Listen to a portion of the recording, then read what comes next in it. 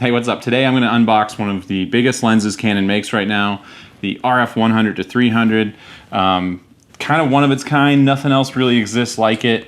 As a professional photographer, I really like the idea of this lens. I'm going to use it for concerts, news, sports, everything like that. Super excited, so let's get into it.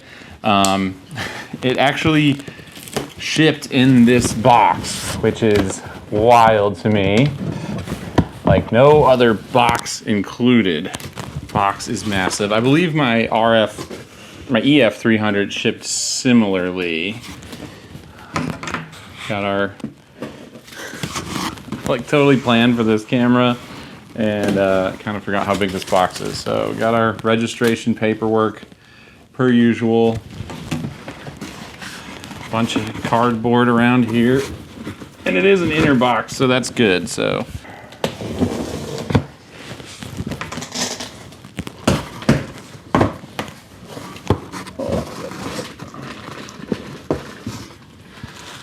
Canon strap here, pretty big, thick shoulder strap, which will be good to have on the lens. Some of these little styrofoam pieces, these actually go in the lens case in here. I'm gonna put this on the ground quick. A little bit more, like I said, for the case. And then we got the important part. So it's a soft case. All the newer lenses the last several years have been soft cases. The EF 300 2.82 IS2 is a hard case. So this is, I feel like the soft case is better day to day. Like actually carrying this lens around is easier in the soft case. I just like the hard cases. I think they have more value as far as like an actual product goes. Side zips, has pockets on the side just like my 600mm does. Bunch of packing material. Ooh. Okay. I don't see a lens hood, or lens cap more accurately.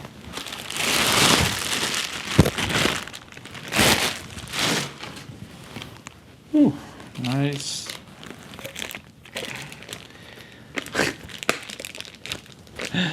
So the reason I didn't see the lens cap, you'll see it in a second. It is a giant, like, regular lens cap. This is kind of great. Just a big old, giant clip-on 112mm lens cap. Size-wise, it feels bigger than the EF 300 2.8. Weight is very similar. I haven't looked up the spec. Everybody says it's pretty similar. A little bit noisy zoom ring, if I'm honest. Actually, really noisy. Control ring sounds normal.